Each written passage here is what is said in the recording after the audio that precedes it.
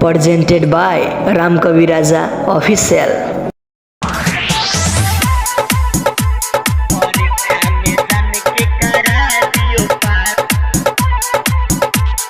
DJ Badal Raj, DJ Badal Raj, DJ Badal Raj.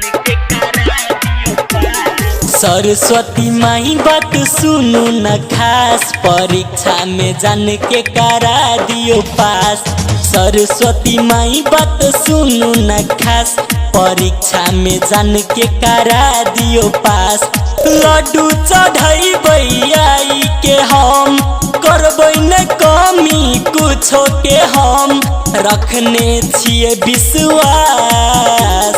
Saraswati माई बात सुनू न खास, परीक्षा में जान के करा दियो पास।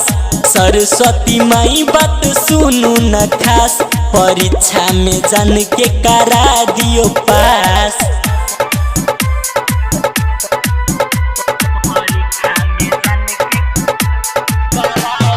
DJ Badal Raj, DJ Badal Raj, DJ Badal Raj.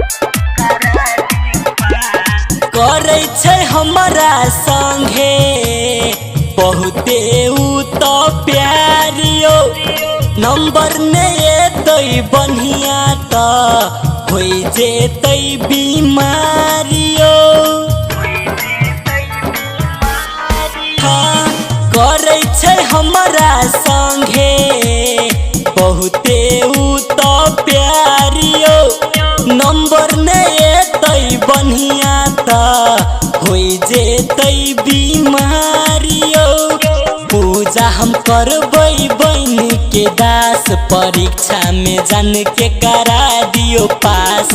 Saraswati माई बात सुनू हमर खास, परीक्षा में जान के करा दियो पास। सरस्वती माई बात सुनू एगो खास, परीक्षा में जान के करा दियो पास।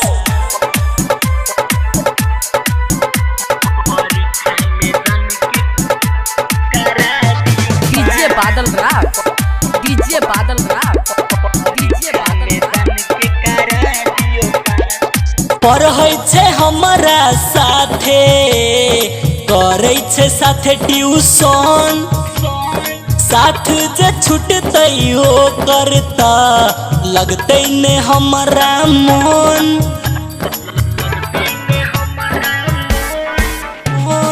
पढ़ै छै हमरा साथे, करै छै साथे ट्यूशन। साथ जे छूटतै ओ करता लगतै ने हमरा मन। राम कबीर विकी बालचंद्र रे उपास, परीक्षा में जान के करा दियो पास। सरस्वती माई बात सुनू न खास, परीक्षा में जान के करा दियो पास। हाथ जोड़ी पैर पकड़ी सुनू हमर बात, परीक्षा में सुना के करा दियो पास। पास पास करेबे ने।